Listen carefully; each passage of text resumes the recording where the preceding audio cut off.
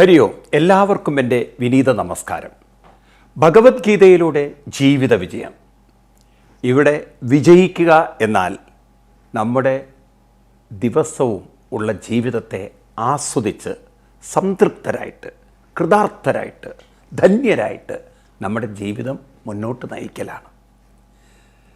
നാളെ എന്നൊരു ദിവസത്തെ വിജയമല്ല പറയുന്നത്, ഇന്ന് മുതൽ വിജയിക്കണം.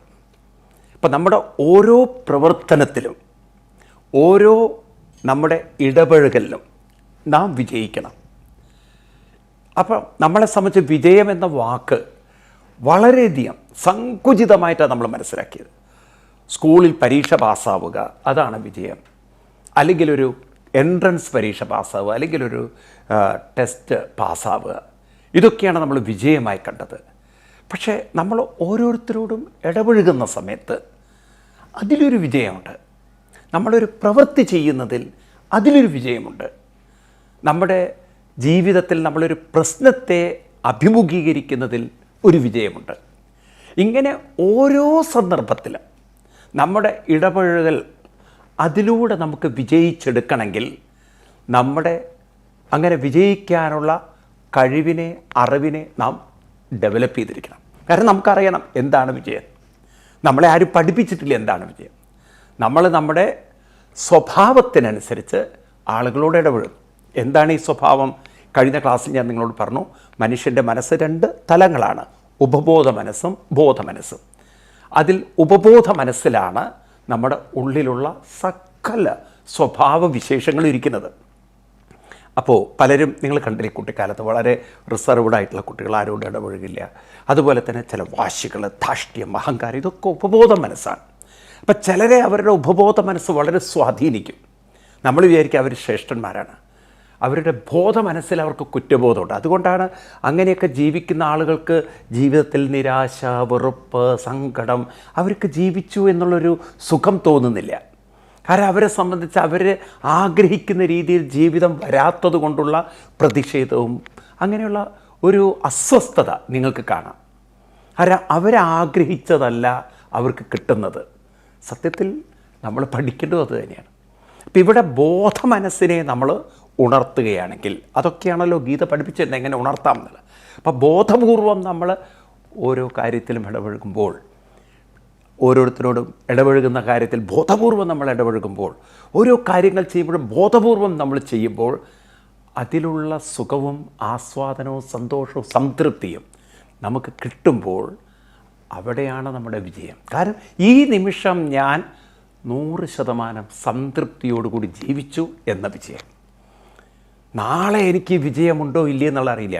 പ്രത്യേകിച്ച് കോവിഡ് ഇങ്ങനെ വളരെ ശക്തിയോടുകൂടി വളരെ പ്രചരണം സംഭവിച്ചിരിക്കുന്ന ഈ സമയത്ത്, അതിൻ്റെ പ്രചരണവും അതിൻ്റെ വ്യാപ്തിയൊക്കെ കൂടി വരുന്ന സമയത്ത് നാളെ എന്നതൊരു മിഥ്യയാണെന്ന് ഇപ്പം നമ്മൾ പഠിക്കേണ്ടിയിരിക്കുന്നു. കാരണം നാളെ ആരൊക്കെ ഈ ഭൂമിയിൽ അവശേഷിക്കും നമുക്കറിയില്ല.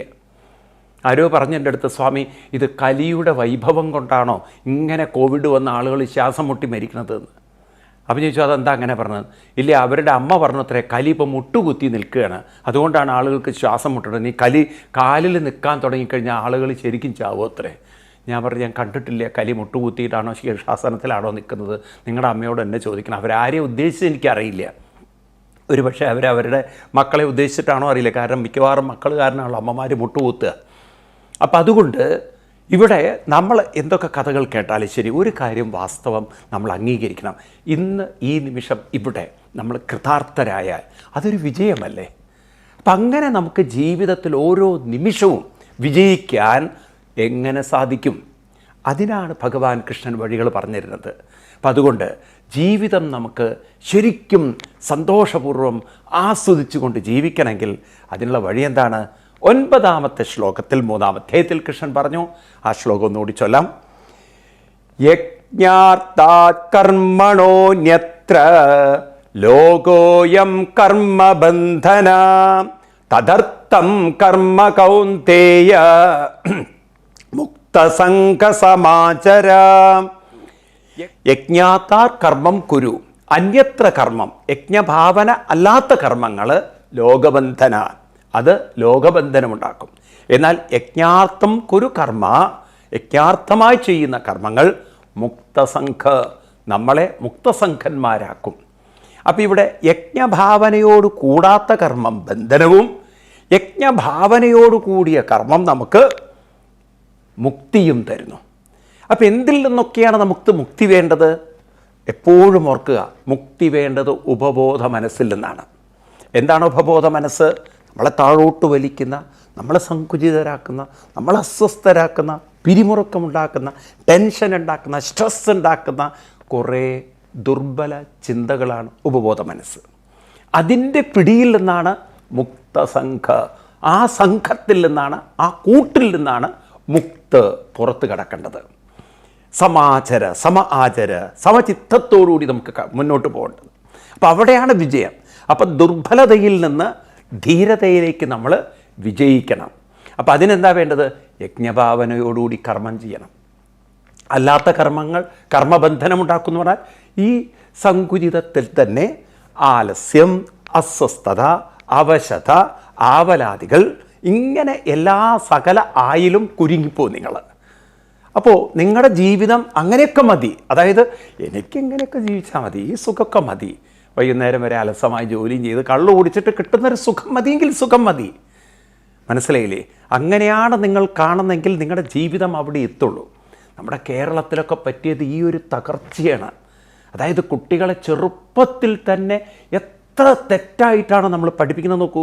എങ്ങനെയെങ്കിലും ഒരു ജോലി കിട്ടണം എന്നാണ്. ഒരു ജോലിയിലപ്പുറം നമ്മുടെ ജീവിതമില്ലേ? കഷ്ടം തോന്നും. ഒരു എൻജിനീയർ ആവുക, ഡോക്ടർ ആവുക, അല്ലെങ്കിൽ ഒരു ബാങ്ക് ടെസ്റ്റ് എഴുതുക, അല്ലെങ്കിൽ PSC എഴുതുക.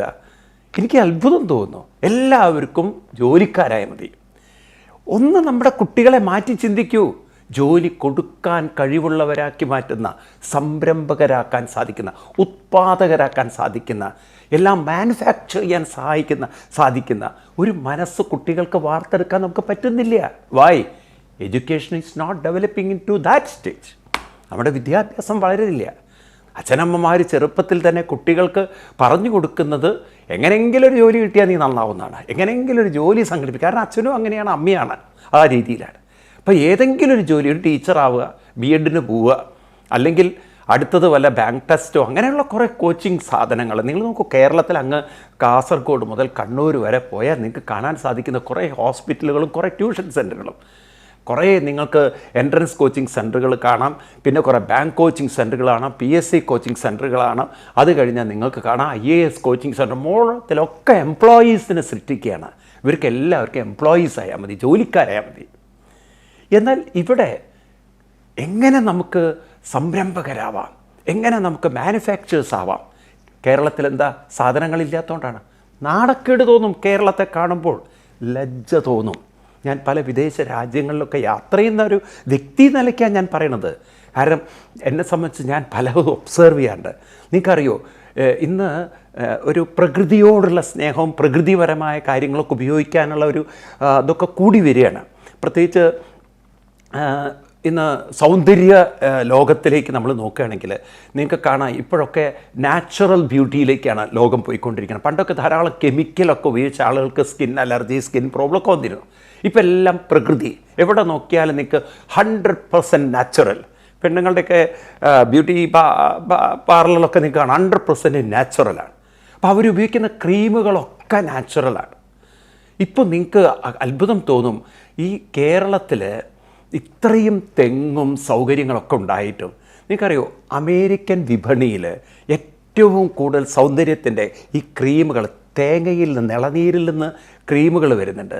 അതുപോലെ തന്നെ കോക്കനട്ട് വെളിച്ചെണ്ണ എന്ന് പറയുന്നത്, നമ്മൾ ഉപയോഗിക്കുന്ന വെളിച്ചെണ്ണ എല്ലാവരുടേത് വേവിക്കാത്ത കൊപ്ര നിന്നാണല്ലോ നമ്മളെടുക്കുന്നത്. അവർ പച്ച തേങ്ങയിൽ നിന്ന് എടുക്കും. അപ്പോൾ അങ്ങനെയുള്ള വെളിച്ചെണ്ണ, അത് അവരെ പഠിപ്പിച്ചിരിക്കുന്ന ഹാർട്ട് അറ്റാക്ക് തടയാനത് നല്ലതാണെന്നാണ്. ഈ തരത്തിൽ തെങ്ങിൽ നിന്ന് ഒരുപാട് ഉൽപ്പന്നം, ഈവൻ തെങ്ങിൻ്റെ ഓലയിൽ നിന്ന് സ്ട്രോ വരെ ഉണ്ടാക്കും. ഒരു സാധനം ഉപേക്ഷിക്കാനില്ല. എന്തൊക്കെ നമുക്ക് അത്ഭുതം തോന്നും. ഇങ്ങനെയുള്ള ആ സാധനങ്ങൾ ഉൽപ്പാദിപ്പിക്കാൻ ഈ കേരളത്തിൽ എത്ര തെങ്ങാണ്? നമ്മുടെ വിദ്യാഭ്യാസത്തിൽ ഇതൊക്കെ ഒന്ന് ഇൻക്ലൂഡ് ചെയ്യിച്ചൂടെ? ഇങ്ങനെയുള്ള കുറേ എഡ്യൂക്കേഷൻ സിസ്റ്റങ്ങൾ എങ്ങനെ നല്ലൊരു മാനുഫാക്ചർ ആവാം? കേരളത്തിൽ എന്തൊക്കെ റിസോഴ്സുകളുണ്ട്. ഇതിനെയൊക്കെ ഉപയോഗപ്പെടുത്തിക്കൊണ്ട് നിങ്ങൾക്ക് എങ്ങനെ സംരംഭകരാവാം, അതിന് എങ്ങനെ ഒരു ടീം വർക്കായിട്ട് പ്രവർത്തിക്കാം. ഇങ്ങനെ പഠിപ്പിച്ചു കഴിഞ്ഞാൽ ആരും ഇവിടെ എൻട്രൻസിന് പോയി തലകുത്തി മറിഞ്ഞ് ടെൻഷൻ അടിച്ച് അവസാനം എൻജിനീയറായിട്ട് 45-ാമത്തെ വയസ്സിൽ BP കയറി ഷുഗറും അടിച്ചിട്ട് ആൾ ഹാർട്ട് വന്ന് കൊലാപ്സ് ആവേണ്ട കാര്യമില്ല. കാരണം കുറേയും കൂടിയും തനിക്കിവിടെ ജീവിക്കാനുള്ള റിസോഴ്സുകളുണ്ടെന്നും അത് വേണ്ട വിധത്തിൽ പ്രയോജനപ്പെടുത്താൻ സാധിക്കുന്നൊക്കെയുള്ളൊരു തിരിച്ചറിവിലേക്ക് അവരെ വളർത്താം. അപ്പം നമ്മളെ വളർത്തിക്കൊണ്ടുവരുന്ന രീതി എത്രമാത്രം തെറ്റാണെന്ന് നോക്കൂ. വെറും ഒരു ക്ലർക്കിൻ്റെയോ അല്ലെങ്കിൽ ഒരു എന്താ പറയുക ഒരു ഗസറ്റഡ് ഓഫീസറിൻ്റെ ജോലി അത് മാത്രം ആലോചിച്ച് നോക്കൂ നമ്മൾ എവിടെ എത്തിയിരിക്കുന്നത്. അപ്പം അതിൽ നിന്നൊരു മാറ്റം ഉണ്ടാവണ്ടേ നമുക്ക്. അപ്പോൾ അവിടെയാണ് കൃഷ്ണൻ പറയുന്നത് യജ്ഞാതാർ, ആ ഭാവന നമുക്കുണ്ടാവണമെങ്കിൽ അങ്ങനെയുള്ള ഒരു കൂട്ടായ്മ ഇവിടെ വേണം. കാരണം യജ്ഞം എന്ന് പറയുന്നത് ഒരു കൂട്ടായ്മയാണ്, ഒരു സഹകരണമാണ്, ഒരു കോപ്പറേറ്റീവ് എൻഡവറാണ്. ഒരാൾക്ക് മാത്രമായിട്ട് യജ്ഞം നടത്താൻ പറ്റില്ല. അതിന് കുറേ ഋത്തിക്കുകൾ വേണം, യജ്ഞയജമാനന്മാർ വേണം, അതുപോലെ തന്നെ അത് അതിന് വേണ്ട സാധനങ്ങൾ കൊടുക്കാൻ ആളുകൾ വേണം. ഇങ്ങനെ ഒരു നിങ്ങൾ സാധാരണ യജ്ഞത്തിൻ്റെ കാര്യം നോക്കിക്കോളൂ. അവിടെ ഒരു കൂട്ടായ്മയുണ്ട്, ഒരു കോപ്പറേഷനുണ്ട്, ഒരു അസോസിയേഷനുണ്ട്. ഇത് ചെറുപ്പത്തിൽ തന്നെ അങ്ങനെയുള്ളൊരു കൂട്ടായ്മയിലേക്ക് നമ്മുടെ കുട്ടികളെ ഡെവലപ്പ് ചെയ്തുകൊണ്ടിരുന്നത്. ഞാൻ എൻ്റെ ഒരു ചെറിയൊരു അനുഭവം പറയാം. എന്നെ ഒരു ബിസിനസ് മീറ്റിൽ വിളിച്ചു, ചെറുപ്പക്കാരുടെ ഒരു സംരംഭം. അപ്പോൾ അവരിങ്ങനെ വലിയ ഗംഭീരാശയങ്ങളൊക്കെ പറയണം. അവസാനം അനുഗ്രഹ പ്രഭാഷണത്തിന് എന്നെ വിളിച്ചു. അപ്പം ഞാൻ അവരോട് പറഞ്ഞു, വെറുതെ പറഞ്ഞതാണ്, അടിച്ചതാണ്. നോക്കൂ, നിങ്ങൾ ഇത്രയും നേരം മണിക്കൂറുകളോളം ഡിസ്കസ് ചെയ്തു പല കാര്യങ്ങളും. കുറച്ചൊക്കെ ഞാൻ കേട്ടു, ഞാൻ ലാസ്റ്റ് സ്റ്റേജിലാവുന്നത്. അപ്പോൾ ഒരു കാര്യം ഞാൻ പറയട്ടെ, നിങ്ങൾ ഇത്രയും ആളുകൾ വിചാരിച്ചാൽ ഇവിടെ എന്തെങ്കിലും ഒരു കാര്യം ആരംഭിക്കാൻ പറ്റും. ഇവിടെ കേരളത്തിൽ നോക്കൂ, നിങ്ങൾ ഒരുപാട് കാര്യങ്ങൾ നമ്മൾ പുറത്തു നിന്നാണ് കൊണ്ടുവരുന്നത്.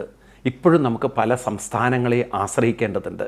അപ്പോൾ അതുകൊണ്ട് നമുക്ക് ഇവിടെ ഇപ്പോൾ ഫുഡിൻ്റെ കാര്യത്തിൽ തന്നെ പ്രോസസ്സിങ് സെൻറ്റർ, ഇപ്പോൾ ഇവിടെ വരുന്ന സാധനങ്ങളൊക്കെ അവിടെ നിന്ന് പുറത്തുനിന്ന് പ്രോസസ്സ് ചെയ്ത് വരുമ്പോഴേക്കും ഇവിടെ വരുമ്പോഴേക്കും ദിവസങ്ങളെടുക്കും.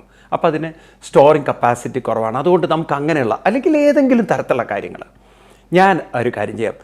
എൻ്റെ കൂടെയുള്ള ഒരാളോട് ഞാൻ പറഞ്ഞു, ഇദ്ദേഹം നിങ്ങൾക്ക് ഈ കാര്യത്തിൽ 1 ലക്ഷം നിങ്ങൾ ഉറപ്പിച്ചോളൂ. 1 ലക്ഷം ഇദ്ദേഹത്തിൻ്റെ ഭാഗത്തുനിന്ന് ഇടും, ബാക്കി നിങ്ങൾ ചെയ്യോ ഇങ്ങനെ എന്തെങ്കിലും ഒരു തുടങ്ങാൻ വേണ്ടി. അവരങ്ങോട്ടും ഇങ്ങോട്ടും വർത്തമാനം പറഞ്ഞു. അവസാനം ചായയും കാപ്പിയും കുടിച്ച് അവർ പിരിഞ്ഞു. അപ്പോൾ ഒരു കാര്യമായിട്ടുള്ളൊരു ഇൻവെസ്റ്റ്മെൻറ്റിൻ്റെ കാര്യം പറയുമ്പോൾ എല്ലാവരും പുറകോട്ട് പോകുന്നു. എന്തുകൊണ്ടാണ്? പേടി, ഇത് പൊളിഞ്ഞു പോകുമോ, ഇത് തകർന്നു പോകുമോ. അത് ഹിന്ദുക്കളെയാണ് കൂടുതൽ ബാധിച്ചിരിക്കുന്നത്. ഇക്കാര്യത്തിൽ മുസ്ലിങ്ങളുണ്ടല്ലോ ധൈര്യപൂർവ്വം പൈസ എറിയും. അതുകൊണ്ടാണ് ഇന്ന് കേരളത്തിലും മറ്റ് സ്ഥലങ്ങളിലൊക്കെ നിങ്ങൾ പോയി നോക്കുക, അവർ എത്ര വേഗം ബിസിനസ് ഡെവലപ്പ് ചെയ്യുന്നത്. ഗൾഫിലേക്ക് ഒരു പക്ഷേ ഹിന്ദുസ് ആയിരുന്നു പോയിരുന്നെങ്കിൽ അവനെന്ന് അവിടുത്തെ ഒരു ജോലിക്കാരനാവും. മുസ്ലിം സമുദായം അവിടെ പോയപ്പോൾ അവർ ബിസിനസ്സുകാരായി മാറി, അവർ ബിസിനസ്സുകാരെ സൃഷ്ടിച്ചു. അതാണ് ആ ആറ്റിറ്റ്യൂഡ്. കാരണം അവരുടെ ഇടയിലൊരു കോപ്പറേഷൻ ഉണ്ട്, ഒരു കമ്മിറ്റ്മെൻ്റ് ഉണ്ട്. അവർ ഒരു കാര്യത്തിന് വേണ്ടി ഇറങ്ങിത്തിരിക്കാൻ തയ്യാറാണ്. നമ്മൾ കോപ്പറേഷനൊക്കെ ഇപ്പം ഡെവലപ്പ് ചെയ്യുന്നുണ്ടെങ്കിലും ഒരു കമ്മിറ്റ്മെൻ്റ് ഉള്ളവർ വളരെ കുറവാണ്.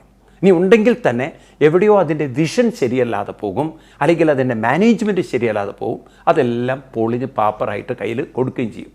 ഇതാണ് നമ്മുടെയൊക്കെയുള്ള ഒരു പരാജയം. അപ്പം അതുകൊണ്ട് ഇതിനെയൊന്ന് മാറ്റിയെടുക്കണം. ഭഗവാൻ കൃഷ്ണൻ പറയണത് ഒരു കൂട്ടായ്മയിൽ നല്ല നേതൃത്വവും നല്ല സഹകരണവും അതുപോലെ എല്ലാം പ്രോപ്പർലി മാനേജ് ചെയ്യാൻ പറ്റുന്നിടത്തേ വിജയമുള്ളൂ. ഭഗവാൻ കൃഷ്ണൻ പാണ്ഡവരെ കൊണ്ട് അതല്ലേ ചെയ്യിച്ചത്. ആ പാണ്ഡവരുടെ ഐക്യവും ഭഗവാൻ കൃഷ്ണൻ്റെ നേതൃത്വവും എല്ലാം കൂടി ചേർന്ന് വന്നപ്പോഴാണ് പാണ്ഡവർക്ക് വളരെ ശക്തമായ കൗരവ ആർമിയെ തകർത്തുകൊണ്ട് വിജയം നേടിയെടുക്കാൻ സാധിച്ചത്. നിങ്ങൾക്കറിയോ, ഭഗവാൻ പറയുന്ന കാര്യങ്ങൾ നമുക്ക് നമ്മുടെ പൂർവികന്മാർ പണ്ട് പറഞ്ഞു വെച്ചിട്ടുണ്ട്. അപ്പോൾ പണ്ട് ഒരു കുട്ടികൾക്കുള്ള സുഭാഷിതങ്ങളിൽ ഒരു സുഭാഷിതത്തിൽ പറയും, ഉദ്യോഗിനം പുരുഷസിംഹം ഉപൈതി ലക്ഷ്മി എന്നാണ്. എനിക്ക് വളരെ ഇഷ്ടപ്പെട്ടു അത്. എന്താ പറയുന്നത്? ഉദ്യോഗിനം പുരുഷസിംഹം ഉപൈതി ലക്ഷ്മി. ആരെടുത്തേക്കാണ് ലക്ഷ്മി വരിക? നമ്മൾ എപ്പോഴും മനസ്സിലാക്കണം, ആരെടുത്തേക്കാണ് ലക്ഷ്മി വരിക. ലക്ഷ്മി എന്ന് പറഞ്ഞാൽ സമ്പത്ത്, ഐശ്വര്യം. ആരെടുത്തേക്കാണ് വരിക? അപ്പം നിങ്ങൾ ഭഗവാൻ മഹാവിഷ്ണുവിൻ്റെ ഈ കഥ കേട്ട് കാണും. ഇത് വരുന്നത് നമുക്ക് പാലാഴി മഥന സമയത്താണ്. അപ്പോൾ പാലാഴി കടഞ്ഞുകൊണ്ടിരിക്കുകയാണ്. അതായത് മന്ദരപർവ്വതത്തെയും വാസുകിയെയും വെച്ചുകൊണ്ട് ഇങ്ങനെ കടയുന്ന സമയത്ത് അതിൻ്റെ ഒരു ഘട്ടത്തിൽ ലക്ഷ്മി ദേവി നല്ലൊരു മാലയുമായിട്ട് വന്നു എന്ന്. അപ്പോൾ എല്ലാവരും ഇങ്ങനെ നോക്കുമ്പോൾ സർവൈശ്വര്യ വിഭൂഷിതയായിട്ട് എത്രയാ ദേവിയുടെ ശരീരത്തിലിങ്ങനെ ആഭരണങ്ങളങ്ങനെ കിടക്കുകയാണ്. സ്വർണ്ണ വിഭൂഷിതയാണ്, വജ്രങ്ങളും രത്നങ്ങളും ഒക്കെ ആയിട്ട് അങ്ങനെ ദേവി വിളങ്ങി വരുന്നു. എല്ലാവർക്കും ദേവിയെ വേണം. എല്ലാവരും ഇങ്ങനെ തല നീട്ടി, കാരണം ദേവി എങ്ങാനും എൻ്റെ കഴുത്തിൽ മാലയിടുമെന്ന്. പരമശിവൻ കാളകൂടം വിഷം അന്ന് കഴിച്ച്, അങ്ങനെയുള്ള ശിവരാത്രിയൊക്കെ ആ കാളകൂട വിഷം കഴിച്ച ധ്യാനനിരതനായ ശിവൻ പോലും ഒന്ന് കണ്ണി, എന്താ ഒരു ഇത്ര പ്രഭയൊക്കെ വരുന്നത്. എന്നാൽ അപ്പുറത്ത് മഹാവിഷ്ണു ഈ പാലാഴി മഥനത്തിന് അതിനുവേണ്ടി എല്ലാ സപ്പോർട്ടുകളും എല്ലാ കാര്യങ്ങളും ചെയ്തുകൊണ്ടിരുന്ന മഹാവിഷ്ണു, ഭഗവാൻ മഹാവിഷ്ണു അതിൽ തന്നെ മുഴുകിക്കൊണ്ട്, ഈ മഹത്തായൊരു കർമ്മത്തിൽ തന്നെ മുഴുകിക്കൊണ്ട്, ലക്ഷ്മി വന്നതും അദ്ദേഹം അറിഞ്ഞില്ല. അദ്ദേഹത്തിൻ്റെ ശ്രദ്ധ എങ്ങോട്ടും പോയില്ല. അദ്ദേഹം ഈ മഹത്തായൊരു കർമ്മത്തിൽ അങ്ങനെ മുഴുകി ലയിച്ചിരിക്കുകയാണ്. പെട്ടെന്നാണ് തൻ്റെ കഴുത്തിലൊരു മാല വന്ന് വീഴുന്ന അറിയുന്നത്. നോക്കുമ്പോഴാണ് മഹാലക്ഷ്മിയാണ്. ഭഗവാൻ ഉടനെ കൈകൂപ്പി പറഞ്ഞു, എൻ്റെ പുറകിൽ നടക്കാത്തവരെയാണ് ഞാൻ അന്വേഷിച്ചുകൊണ്ടിരുന്നത്. എൻ്റെ പുറകിൽ നടക്കാതെ ആരാണോ മഹത്തായ കർമ്മത്തിൽ മുഴുകുന്നത്, ഞാൻ അവരുടെ കൂടെയാണ് പോകുന്നത്. അപ്പം ലക്ഷ്മി ആരുടെ കൂടെയാണ് നിൽക്കുക? ലക്ഷ്മിയുടെ പുറകിൽ പോകുന്നവരുടെ കൂടെ ലക്ഷ്മി നിൽക്കില്ല. അതല്ലേ ഇന്ന് എല്ലാ ഷോർട്ട് കട്ടുകളും ഉപയോഗിച്ച് പണം സമ്പാദിച്ച് അവസാനം ആത്മഹത്യ ചെയ്യുന്നു, അവൻ്റെ കുലം തകർന്നു പോകുന്നു. നിങ്ങൾ കണ്ടില്ലേ, എത്രയോ മല്ലികളൊക്കെ ഇവിടുന്ന് ഓടി രക്ഷപ്പെട്ടു വിദേശങ്ങളിൽ അഭയം തേടിയിരിക്കുകയാണ്. എത്രയോ ആളുകൾ വലിയ ബിൽഡിങ്ങിൻ്റെ മുകളിൽ നിന്ന് ചാടി ആത്മഹത്യ ചെയ്യേണ്ടി വന്നു. കാരണം എളുപ്പത്തിൽ പണമുണ്ടാക്കാൻ നോക്കിയ മാർഗങ്ങളൊക്കെ അവസാനം തീരാ ദുഃഖത്തിലേക്കും ദുരിതത്തിലേക്കും കൊണ്ടെത്തിച്ചു. ലക്ഷ്മി അവിടെ നിന്നില്ല. നിന്നത് മുഴുവൻ, നമുക്ക് കേരളീയർക്ക് അങ്ങനെ ഒരു വിശ്വാസമുണ്ട്. അതായത് ശ്രീദേവിയും ശ്രീബോധി എന്ന് പറയും. കർക്കിടക മാസത്തിൽ നമുക്ക് അങ്ങനെ എഴുതുന്നുണ്ടല്ലോ ചടങ്ങ്. മഹാലക്ഷ്മി അകത്തേക്കും അതുപോലെ അവിടെ നിന്ന് ചേട്ടാ ഭഗവതിയെ പുറത്തേക്കും. ഇപ്പോൾ പണ്ട് കാലത്തൊക്കെ മലബാറിൽ വലിയൊരു ഗംഭീരമായിരുന്നു. ഈ കർക്കിടകം 1 തുടങ്ങുമ്പം ചേട്ടാ ഭഗവതി പോ ശ്രീ ഭഗവതി, ശ്രീബോധി പറയും, ശ്രീബോധി വാവ എന്ന് പറഞ്ഞിട്ട് ഇങ്ങനെ വീടിൻ്റെയൊക്കെ ചുറ്റും വിളക്കൊക്കെ കൊണ്ട് നടന്ന അമ്മമാർ അങ്ങനെ വീടൊക്കെ നല്ല വൃത്തിയാക്കിയിട്ട്, കാരണം കർക്കിടകം 1 ഐശ്വര്യത്തിൻ്റെ ഒരു മാസം തുടങ്ങിയിട്ട് അങ്ങനെ കണക്കാക്കും അവർ. അപ്പോൾ ഈ ചേട്ടാ ഭഗവതി പുറത്തു പോകണം, ശ്രീ ഭഗവതി അകത്ത് വരണം. അപ്പോൾ നമ്മുടെയൊക്കെ ജീവിതത്തിൽ ആരാണോ ഒരു യജ്ഞഭാവത്തോടുകൂടി നല്ലതിനോട് സഹകരിച്ച് ചെയ്യുന്ന കർമ്മത്തിൽ പൂർണ്ണമായി മനസ്സർപ്പിച്ച് അതിൽ മുഴുകി ആസ്വദിച്ച് തൻ്റെ നല്ല സ്വഭാവത്തെ പങ്കുവെച്ച് മറ്റുള്ളവർക്ക് പ്രചോദനം കൊടുത്തുകൊണ്ട് ഇങ്ങനെ ഒരു മനസ്സോടുകൂടി ജീവിക്കുന്നത് ഐശ്വര്യം അവരുടെ കൂടെയായിരിക്കും. മറ്റവരുടെ ഒന്നും കൂടെ ഐശ്വര്യം നിൽക്കില്ല. താൽക്കാലിക വിജയമുണ്ടാവും. അതിപ്പോൾ രാവണനും കുറച്ചു കാലം സീതാദേവിയെ തൻ്റെ ലങ്കയിൽ വെക്കാൻ പറ്റി. അതൊരു വിജയമായി കണക്കാക്കുകയാണെങ്കിൽ അത് വിജയമായിരിക്കാം അദ്ദേഹത്തിന്. പക്ഷേ അത് കഴിഞ്ഞിട്ടുള്ളതോ, മഹായുദ്ധത്തിൽ രാവണൻ തരിപ്പണമാവുന്ന കഥയല്ലേ കാണുന്നത്. ആ കുലം മുഴുവൻ തകർന്നു പോയില്ലേ. അതുപോലെ തന്നെ 12 വർഷം 14 വർഷം 14 വർഷം 13 വർഷം ദുര്യോധനും രാജ്യം കൈവശം വയ്ക്കാൻ പറ്റി. പക്ഷേ അത് കഴിഞ്ഞിട്ടോ തകർന്ന തരിപ്പണമായില്ലേ കൗരവവംശം. അപ്പോൾ കുറച്ചു കാലമൊക്കെ സ്വാർത്ഥന്മാർക്ക് അവരുടെ കയ്യിലിരിപ്പ് കൊണ്ടൊക്കെ സമ്പത്ത് നേടിയെടുക്കാൻ പറ്റും. പക്ഷേ നിൽക്കില്ല, ലക്ഷ്മി അവിടെ നിൽക്കില്ല. എന്ന് മാത്രമല്ല, ദുരിതങ്ങളുടെ ദുരിതം പകർന്നു കൊടുത്തുകൊണ്ടായിരിക്കും പിന്നീട് ലക്ഷ്മി പോകുന്നത്. നിങ്ങൾ നോക്കൂ, നിങ്ങൾ ഇന്ന് മനുഷ്യൻ അവൻ്റെ സുഖലോല ജീവിതത്തിലേക്ക് അങ്ങനെ മതിമറന്ന് ആഹ്ലാദിക്കുകയായിരുന്നു. എന്താ ഇവിടെ സൗകര്യങ്ങൾക്കൊരു കുറവുള്ളത്? AC ഉണ്ട്, കാർ AC, എല്ലാം സുഖ സൗകര്യം, ഹോട്ടലുകളിൽ വേണ്ട ഭക്ഷണം. പക്ഷേ ഇതെല്ലാം ശരീരത്തിൽ മാലിന്യം അടിച്ചു കൂടിയപ്പോൾ, അവൻ്റെ വാതപിത്ത കഫ പ്രകൃതികളെയൊക്കെ അതിൻ്റെ സന്തുലിതാവസ്ഥ മാറ്റി ശരീരം മുഴുവൻ മലിനമായപ്പോൾ കോവിഡ് എന്ന വ്യാധി പകർന്ന് തീപിടുത്തം പോലെയല്ലേ കയറിപ്പിടിച്ചത്. സിറ്റികളിൽ എന്തേ പിടിക്കാൻ ഇത്രയും കാരണം? സുഖജീവിതത്തിൽ അവർ ശരീരത്തിൻ്റെ സംരക്ഷണം മറന്നു. ശുദ്ധവായു അവർക്കില്ല എന്നുള്ള കാര്യം മറന്നു. സൂര്യൻ്റെ രാവിലെയുള്ള കിരണം തട്ടിയാൽ വൈറ്റമിൻ D ശരീരത്തിൽ വരുന്നവർ മറന്നു. അതിനൊരു സമയമില്ല അവർക്ക്. പണമുണ്ടാക്കലാണ്. അവരുടെ സാമ്രാജ്യങ്ങൾ കെട്ടിപ്പടുക്കുകയാണ്. അപ്പം ശരീരത്തിന് പ്രതിരോധമില്ലെന്ന സത്യം അവരറിഞ്ഞില്ല. ശ്വാസം മുട്ടി മരിക്കേണ്ട ഗതികേടിലേക്ക് ഇന്ന് സിറ്റികൾ എത്തിയിട്ടുണ്ടെങ്കിൽ ജീവിത രീതികൾ മാറുക തന്നെ വേണം.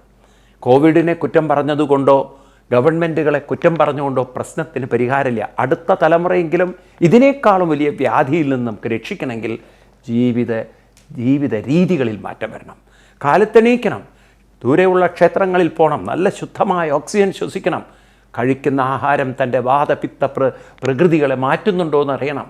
അതിൽ മാറ്റങ്ങൾ വന്നാൽ, ഇതിൽ മാലിന്യം അടിഞ്ഞുകൂടിയാൽ രോഗം വരും, രോഗം കീഴടക്കും എന്നുള്ള ബോധ്യം ചെറുപ്പത്തിൽ തന്നെ കുട്ടികളിൽ ഉണ്ടാക്കണം. ഇനി എങ്ങനെയാണ് ആ വാതപിത്ത പ്രകൃതികൾ പുറത്തേക്ക് കളയേണ്ടത്, അതിനെങ്ങനെ ബാലൻസ് ചെയ്യാം, അങ്ങനെയുള്ള ചിട്ടകൾ യോഗയും മറ്റും പറഞ്ഞു കൊടുക്കണം. അതുപോലെ തന്നെ ജീവിതത്തിൽ എങ്ങനെയാണ് തൻ്റെ കർമ്മങ്ങളെ ആസ്വദിക്കുക, എങ്ങനെയാണ് തനിക്ക് മറ്റുള്ളവരോട് നല്ല രീതിയിൽ പെരുമാറിക്കൊണ്ട് നല്ലത് പങ്കുവയ്ക്കാൻ സാധിക്കുക, അതിനൊക്കെയുള്ള ഒരു ശക്തി വിശേഷം തൻ്റെ ബോധമനസ്സിലുണ്ടാവണമെങ്കിൽ അതിന് ചില ഉപാസനാദികൾ പറഞ്ഞു കൊടുക്കണം. തലമുറകളെ നമുക്ക് അങ്ങനെ വേണം രക്ഷിക്കാൻ. അല്ലാതെ 2, 3, 4 മാസ്ക് ഇട്ടതുകൊണ്ടും കോവിഡിൽ നിന്ന് നമുക്ക് രക്ഷപ്പെടാൻ പറ്റില്ല. പ്രതിരോധമില്ലാത്ത ശരീരത്തിലായിരിക്കും ഇത്തരം രോഗാണുക്കൾ കീഴടക്കുന്നത്, നമ്മളെ കയറി പിടിക്കും, നമ്മൾ അറിഞ്ഞിരിക്കണം. അപ്പം അതുകൊണ്ട് യജ്ഞാർത്ഥാത് കർമ്മണോന്യത്ര ലോകോയം കർമ്മബന്ധന. യജ്ഞാർത്ഥാത്, യജ്ഞഭാവനയോടുകൂടി ചെയ്യുന്ന കർമ്മങ്ങളല്ലാത്തതൊക്കെ ബന്ധനമുണ്ടാക്കും. ഒന്നുകൂടി ശ്രദ്ധിക്കുക, ഞാൻ പറഞ്ഞു യജ്ഞം എന്ന വാക്കിന് ഒരു കോപ്പറേഷൻ, ഒരു കലക്റ്റീവായിട്ടുള്ള പാരസ്പര്യമുള്ള ഒരു ജീവിത രീതിയാണ് യജ്ഞം. ഈ പ്രകൃതിയിൽ നമുക്ക് യജ്ഞഭാവനയിലേ ജീവിക്കാൻ പറ്റുള്ളൂ, യജ്ഞബോധത്തിലേ ജീവിക്കാൻ പറ്റുള്ളൂ. നമുക്ക് ജീവിക്കാൻ സ്വാർത്ഥതയിൽ പറ്റും, പക്ഷെ ഒരു യജ്ഞഭാവന കൂടിയേ കഴിയുള്ളൂ. വായ്? കാരണം നമ്മുടെ നിലനിൽപ്പ് പലതിനെയും ആശ്രയിച്ചു കൊണ്ടാണ്. അത് മറക്കരുത്. നമ്മുടെ ശരീരത്തിൻ്റെ നിലനിൽപ്പ്, ഈ ശരീരത്തിന് ശുദ്ധമായ വായു വേണം, ചെടികളെ ആശ്രയിച്ചേ പറ്റുള്ളൂ. അപ്പോൾ നമ്മൾ ചെടികളോട് ഇടപഴകണം, ചെടികൾക്ക് നമ്മൾ സംരക്ഷണം കൊടുക്കണം. അതുപോലെ നമുക്ക് ശുദ്ധമായ ജലം കിട്ടണം. അപ്പം നമ്മൾ ജലത്തോടും എന്താ പറയുക, നമ്മുടെ സമീപനം, അതായത് പുഴകളും കുളങ്ങളും ഒക്കെ സംരക്ഷിക്കേണ്ടതുണ്ട്.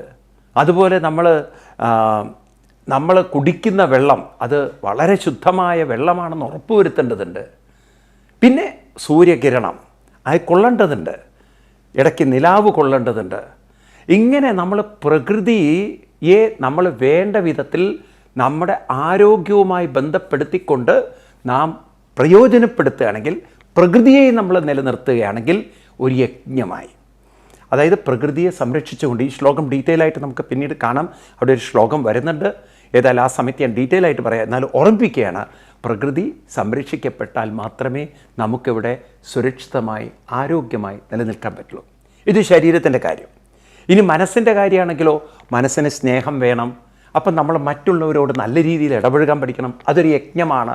നമ്മൾ നമ്മുടെ സ്വഭാവമാകുന്ന നെയ്യാണ് സമർപ്പിക്കുന്നത് അഗ്നിയിലേക്ക്, മറ്റൊരാളുടെ മനസ്സിലേക്ക് നമ്മുടെ സ്വഭാവത്തെ അർപ്പിക്കുകയാണ്. ഒരു യജ്ഞമായി അതിനെ കാണണം. അപ്പം നമുക്ക് മറ്റുള്ളവരിൽ സ്നേഹം കിട്ടും. സ്വഭാവത്തിലൂടെയാണ് സ്നേഹം കിട്ടുന്നത്. അതുപോലെ സേവനത്തിലൂടെയാണ് നമുക്ക് സംതൃപ്തി കിട്ടുന്നത്. ഇങ്ങനെ നാം നമ്മുടെ ജീവിതത്തെ ഒരു യജ്ഞമാക്കി കൊണ്ടു നടക്കുകയാണെങ്കിൽ, അതായത് യജ്ഞം എന്നാൽ യജ്ഞത്തിൽ ഒരു നെയ്യ് ഹോമകുണ്ഡത്തിലേക്ക് ഒഴിക്കലല്ലേ, നമ്മുടെ വാക്ക്, പ്രവൃത്തി, നമ്മുടെ സംരക്ഷണം തുടങ്ങിയ ഓരോന്നും നമ്മളിൽ നിന്നും മറ്റുള്ളവരിലേക്ക്, പ്രകൃതിയിലേക്ക് പകരാൻ നമുക്ക് സാധിക്കുമ്പോൾ അതിലൂടെ നമുക്ക് every action will follow equal and opposite reaction. അപ്പോൾ നമുക്ക് കിട്ടുന്നതോ സ്നേഹം, സംതൃപ്തി, സംരക്ഷണം, ആരോഗ്യം, ഇതൊക്കെയാണ് നമുക്ക് കിട്ടുന്നത്. സോ നമ്മളിപ്പോഴെന്താ പ്രതീക്ഷിക്കുന്നത്? നമ്മളെ മറ്റുള്ളവർ സ്നേഹിക്കണം, നമ്മൾ ആഗ്രഹിച്ച ജോലി കിട്ടണം, നമ്മൾ പ്രകൃതിക്ക് വേണ്ടിയൊന്നും ചെയ്യില്ല, പ്രകൃതി നമ്മൾക്ക് വേണ്ടതൊക്കെ ചെയ്തു തരണം. നടക്കുന്ന കാര്യമല്ല. ഇതൊക്കെ വെറും നമ്മുടെ മിഥ്യയായ വിചാരങ്ങളാണ്. ഇതൊക്കെ നാളെ വലിയ ദുരന്തത്തിലേക്ക് നമ്മളെ കൊണ്ടുപോകുന്നതാണ്. അതുകൊണ്ട് ജീവിതം നമുക്ക് മാറ്റിയെടുക്കണമെങ്കിൽ നമ്മുടെ കാഴ്ചപ്പാട് മാറ്റുക തന്നെ വേണം. നമുക്ക് ഇത്രയും കാലം നമ്മളിലെ സ്വാർത്ഥനിഷ്ഠമായ ഉപബോധ മനസ്സുകൊണ്ടാണ് ജീവിച്ചെങ്കിൽ, ബോധ മനസ്സുകൊണ്ട് നാം യജ്ഞഭാവനയിൽ ജീവിക്കാൻ തയ്യാറാവണം. 3 കാര്യങ്ങൾ പറയുക. നിങ്ങൾ 3 കാര്യങ്ങൾ ഞാൻ കഴിഞ്ഞ ക്ലാസ്സിൽ നിങ്ങളോട് പറഞ്ഞു. ഒന്നാമത്തത്, ഒരു കാര്യം ഞാൻ ഏറ്റെടുത്താൽ നിശ്ചയദാർഢ്യം, ഐ വിൽ ഡു ഇറ്റ്. അതെനിക്കിഷ്ടപ്പെട്ടത് വരണമെന്നില്ല, എന്തെന്നിൽ നിക്ഷിപ്തമായിട്ടുണ്ടോ, എന്തെന്നിലേക്ക് വരുന്നുണ്ടോ, I am ready to do that. അങ്ങനെ ഒരു ആറ്റിറ്റ്യൂഡ് എടുത്തു നോക്കൂ. രണ്ടാമത്തത്, ഞാൻ ചെയ്യുന്നത് പൂർണ്ണമായും എൻ്റെ മനസ്സർപ്പിച്ച് ആസ്വദിച്ചുകൊണ്ട് ചെയ്യും. മൂന്നാമത്തത്, എൻ്റെ പെരുമാറ്റവും മറ്റുള്ളവർക്കുള്ള പ്രചോദനവും ഞാൻ എൻ്റെ ഹൃദയം നിറഞ്ഞ ആ ഒരു രീതിയിൽ, സമീപനത്തിൽ ഞാൻ ചെയ്യും എന്നുള്ള രീതിയിൽ നമ്മൾ ജീവിക്കാൻ തുടങ്ങിയാൽ കാണാം മാറ്റങ്ങൾ, വലിയ മാറ്റങ്ങൾ. ജീവിതം പാടെ മാറ്റിമറിയും. കുട്ടികളെ ഈ ഒരു കാഴ്ചപ്പാടിലൂടെ വളർത്തിക്കൊണ്ടുവരാൻ സാധിച്ചാൽ നല്ലൊരു സമൂഹത്തെ നമുക്ക് സൃഷ്ടിക്കാൻ സാധിക്കും. ആരോഗ്യമുള്ളൊരു ശരീരം, ആരോഗ്യമുള്ളൊരു മനസ്സ്, ഇതായിരിക്കണം നമ്മുടെ ലക്ഷ്യം. ഒരു healthy body and very stable mind. ഏത് പ്രശ്നങ്ങളെയും നേരിടാൻ കഴിയുന്ന, എന്നാൽ എല്ലാം ഭംഗിയായിട്ട് ചെയ്യാൻ സാധിക്കുന്ന ഒരു നല്ലൊരു ഹൈ പോസിറ്റീവ് ആറ്റിറ്റ്യൂഡുള്ള ഒരു മനസ്സ്, ഇതൊക്കെ ആവട്ടെ നമുക്ക് അടുത്ത തലമുറയിലേക്ക് പകർന്നു കൊടുക്കാനായിട്ട് ഉണ്ടാവേണ്ടത്. അതുകൊണ്ട് എനിക്ക് യുവാക്കളോടൊക്കെ പറയാനുള്ളത്, നിങ്ങളെങ്കിലും ഗീത പഠിക്കണം. Let us learn Gita, let us change our life. നമ്മൾ ഇനിയെങ്കിലും ഒന്ന് മാറ്റിയെടുക്കൂ. നമുക്ക് നമ്മുടെ കുട്ടികളെ, അടുത്ത തലമുറയും ഈ ഒരു ആറ്റിറ്റ്യൂഡിൽ വളർത്തിക്കൊണ്ടുവന്ന് എന്തുകൊണ്ട് നമുക്കൊരു നല്ല സമൂഹത്തെ സൃഷ്ടിച്ചുകൂടാ? അതാണ് ഇവിടെ ഭഗവാൻ കൃഷ്ണൻ പറഞ്ഞിരുന്നെങ്കിൽ, ആ യജ്ഞഭാവന കൊണ്ട് മുക്തസംഘ സമാചര, നമ്മുടെ എല്ലാ ദൗർബല്യങ്ങളിൽ നിന്നും നമുക്ക് മുക്തരാവാം. ഈ ശ്ലോകം ഒന്നുകൂടി നമുക്ക് ഡീറ്റെയിൽ ആയിട്ട് കാണേണ്ടതുണ്ട്. അത് അടുത്ത ക്ലാസ്സിൽ നമുക്ക് കാണാം. അതുവരെ എല്ലാവർക്കും നന്ദി, നമസ്കാരം, പ്രണാമം. ഹരി ഓം.